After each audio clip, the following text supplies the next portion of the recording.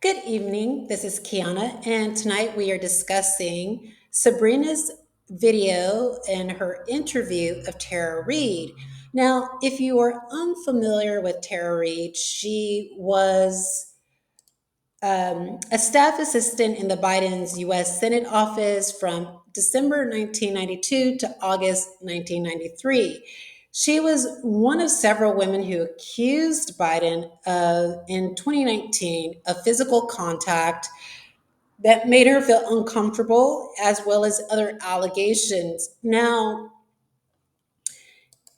the media has reported that Reid spoke very favorably about Joe Biden and that uh, she spoke very favorably about him as well in her on her social media accounts. But in this particular interview that uh, Sabrina that she conducts, is really not the case, unfortunately. So I want you to listen to a little snippet of Tara's experience and why I believe that she is going through transnational repression. So I want you to listen.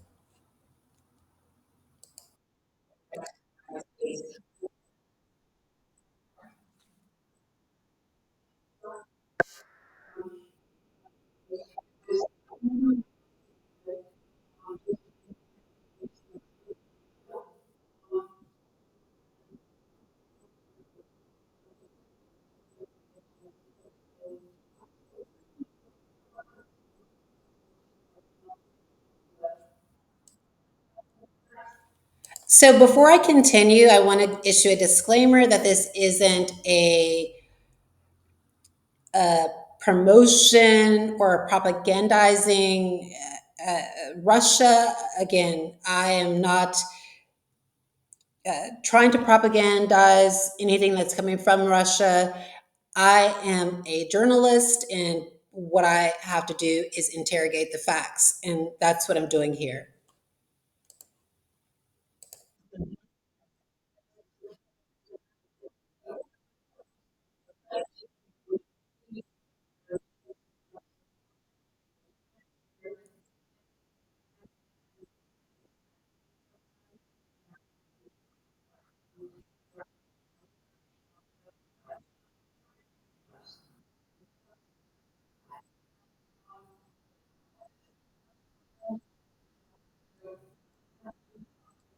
So, did you hear that she was informed while she was abroad that if she came back, she would be arrested because she spoke very critically and publicly against the United States. And this led to Tara filing an asylum claim, and I want you to listen to that.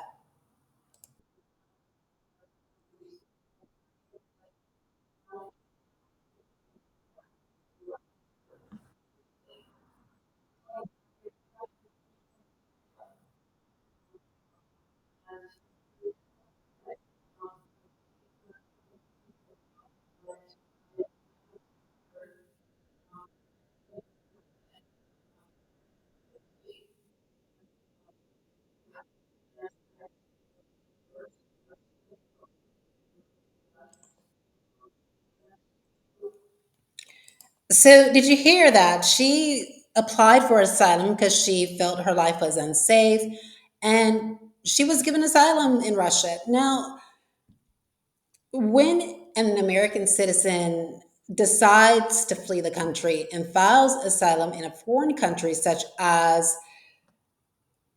a nation that has a strained relationship with the United States, it's quite easy to get asylum, which of course I didn't know at the time, uh, but if you file asylum in a country that has a diplomatic relationship who is an ally to the United States, you are going to be going through a lot of obstacles. For example, you will definitely experience persecution, not only at the hands of the United States, but also by the host country that is complicit, which is quite unfortunate. So, for example, when I filed asylum in the Republic of Ireland, I experienced oppression at the hands of not only the United States, who was co opting this satellite state, but also the Republic of Ireland, who was also engaging in the intimidation and practices. For example, they had a few people that were put into place to actually coercively repatriate me, push me out of the asylum system, which I speak about. It's an article that I did about why I feel like the authorities should investigate Maurice O'Sullivan, Bradley Hale, Assad Mahmoud. These were some of the people that were engaged in this intimidation and this political repression, unfortunately, and that they were actually helping the state to put this into circulation. But as you can see, she was experiencing this intimidation and this these threats, which I feel it demonstrates that she was going through transnational repression. So let's listen a little bit more.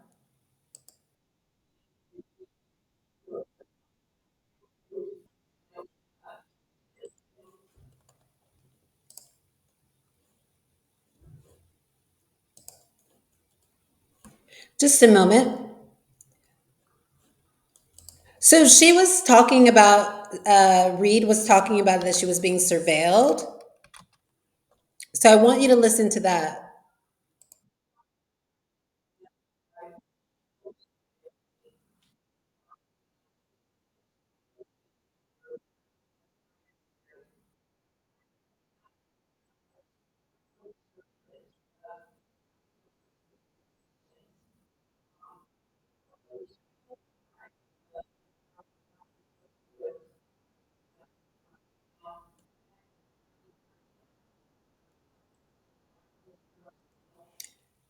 So did you hear that she was being surveilled by the DOJ and the FBI? And in order to come within the gambit of FISA 702, there has to be a connection to a foreign national. So FISA 702, it's really not it wasn't really created. Well, this particular section was not really created for American citizens.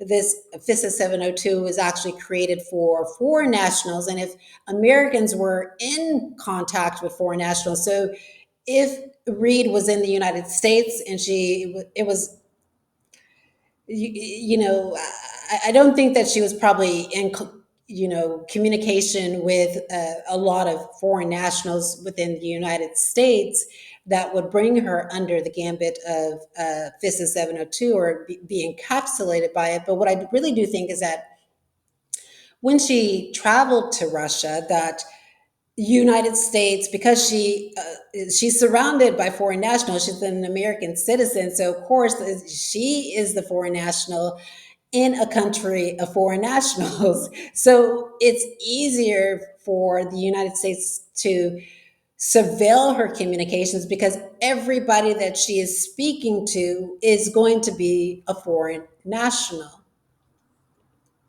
Now, this is the reason why I believe that Reed was undergoing transnational repression. So, according to Dana Moss's typology of transnational repression, there is surveillance. And so what is surveillance? The gathering and sending of information about co-nationals to the state security apparatus by informant networks composed of regime agents, loyalists, and coercive individuals. Now, as you can see, this is really what Reed was going through, this panopticism that the United States was putting her through. And that's again, I feel like this meets the definition of transnational repression. Now, to be sure, transnational repression is a type of political repression conducted by states outside their borders. It often involves intimidating political dissidents, human rights defenders, or critical members of the diaspora communities abroad. And it can take several different forms, but also involves collaboration between the repressive state and the host country to surveil dissidents whose human rights activity threatens the nation's standing on an international stage. So, in this interview, Reade discusses various human rights violations that she was trying to bring to the attention of authorities in the United States and couldn't get their assistance. So, what she tried to do, or what she ended up doing, was she ended up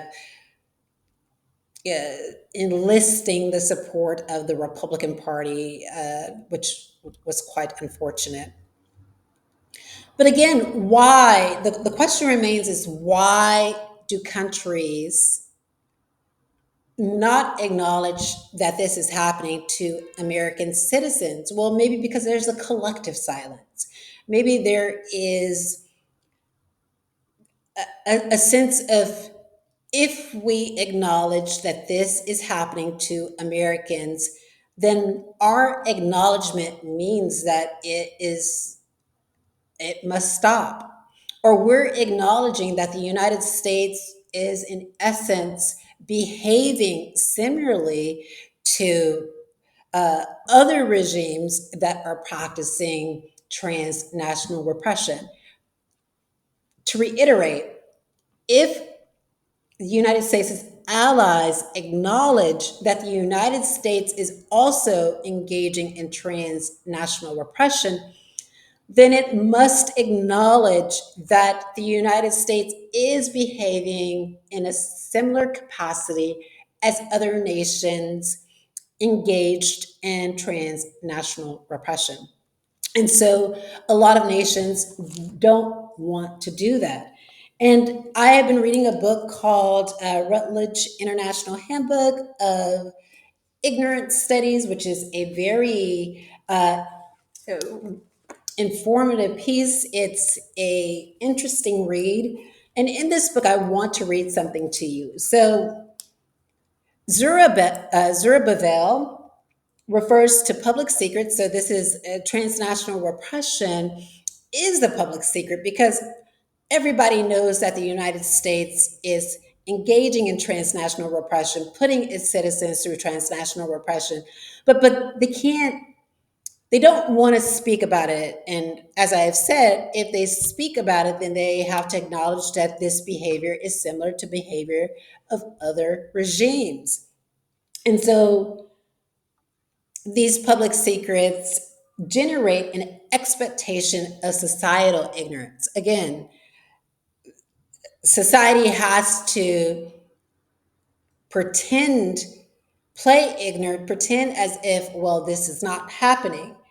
And Zerubbabel gives a interesting and thought-provoking appraisal of public secrets and why it occurs. And I want you to listen to this. So Zerubbabel states, a conspiracy of silence whereby a group of people tacitly agree to outwardly ignore something of which they are all personally aware, revolving around common knowledge that is practically never discussed in public because these are uh, undiscussables, they are unmentionables that are generally known but cannot be spoken. This is in the Handbook of Ignorance Studies. This is such an interesting read.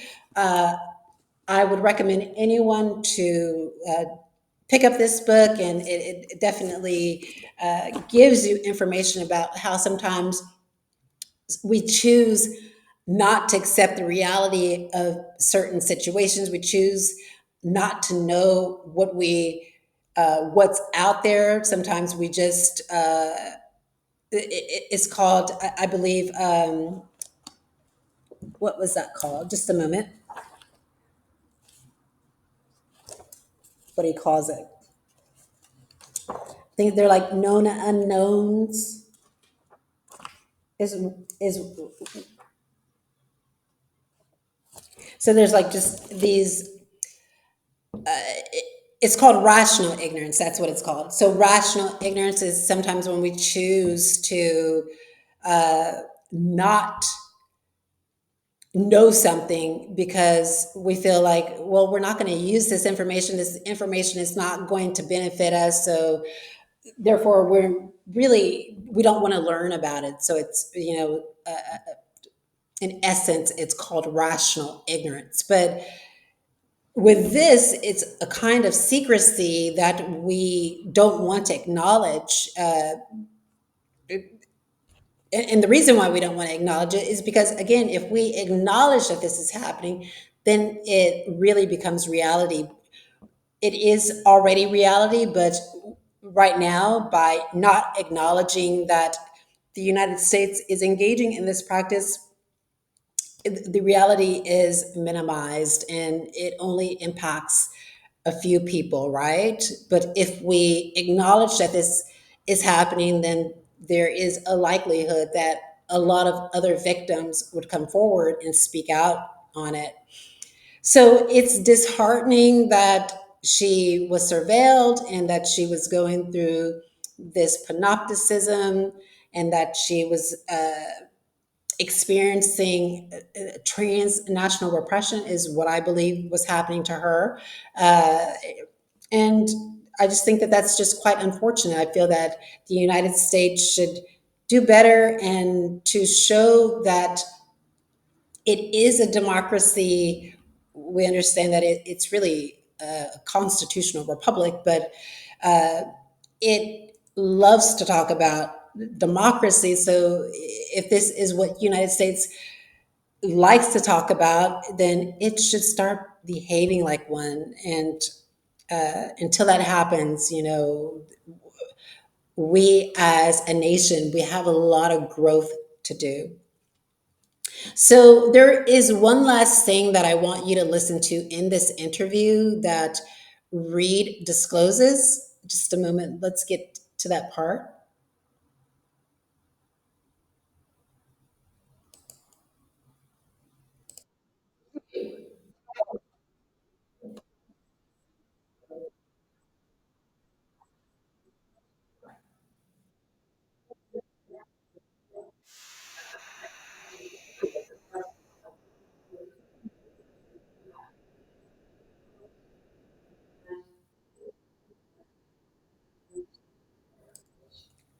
Well, so did you hear, Reade, that when women came forward, they were being called crazy. They were being demonized by the media. They were, the reputation was being ruined. And I just think that that's another element of a repressive regime that unfortunately impacts the everyday life of American citizens.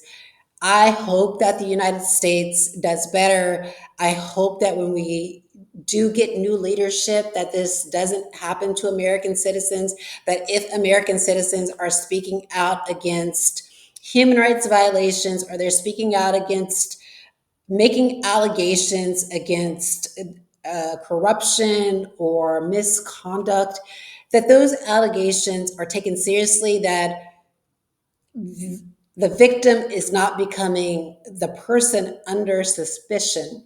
And that is something that I come to realize is that when a victim speaks out, an American citizen speaks out about their abuse or experiencing trauma or oppression at the hands of the United States or the Federal Bureau of Investigation or some department in the United States, what often happens is that the the United States will poison the well and try and discredit everything that the victim is talking about. So the United States will engage in this practice of saying that the person is not creditable. And, if we rely on the definition of poisoning the well, essentially what it is a fallacy that consists in rejecting the claim defended by another because of the person's special circumstances. So, as we know, transnational repression can be considered a special circumstance. And because, of course, not many Americans go through it, and those that do go through it are often discredited and often are looked upon as not creditable and looked upon as untrustworthy because they're speaking out against the United States. So I just think there's a lot of poisoning the well and not listening to the testimony of American citizens who are speaking so critically against these abusive practices. And it really, what I think that it takes is there needs to be more epistemology around this, right? So there needs to be more of that, and people studying knowledge and studying the theory around knowledge, of course, as it relates to transnational repression.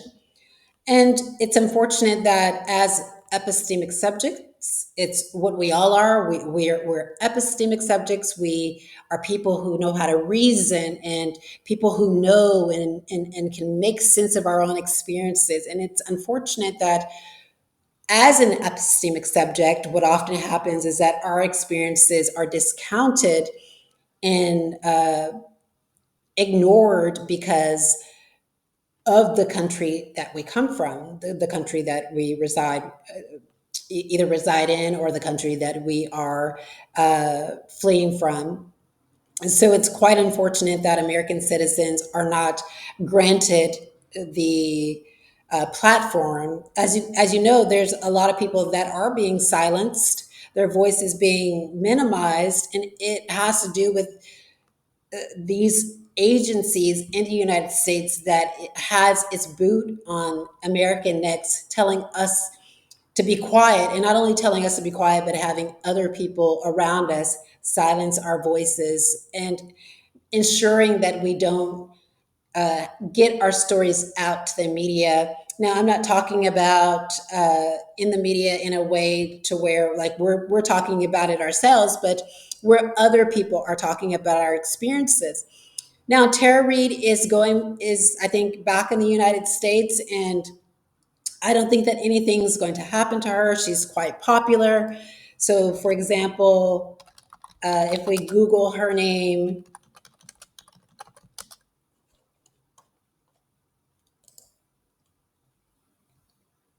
you can see that she has you can see that she has 163,000 followers. So she's quite popular, and so if anything happened to her, or if she was experiencing other threats, she would definitely have, a support system behind her. But with people like you and I, who we don't really have a followership, we're not popular, we don't have celebrity, we are more at risk. We are, more at risk of persecution, more at risk of oppression, because it's easier to silence us because we don't have these platforms, we don't have these large followerships. So it was easy for Reed to go back to the United States because she has legal representation. She has a solicitor, excuse me, a lawyer that is representing her case and ensuring that she get justice. And of course, when she was in Russia, she was able to communicate with her lawyer and able to communicate with these legal entities. But for someone like you and I, we don't have lawyers. We don't have people that is supporting us and backing us up and making sure that our voice is heard and we're the only ones that are speaking up on our behalf. It's very dangerous for us to go back to the United States. So this was an interesting interview that Sabrina conducted of Tara. I would recommend that you watch the entire thing. It is quite informative about her experiences and tells you about what she went through, and whether you agree with it or not, it's an interesting interview to watch. So this has been Kiana Canada. You can follow me, and don't forget to subscribe to this channel at Real Kiana Canada. Again, this channel is at Real Kiana Canada. You can also follow me on Twitter at Kiana_Canada. Again, my Twitter handle is Kiana_Canada. And I look forward to talking to you soon. Bye bye.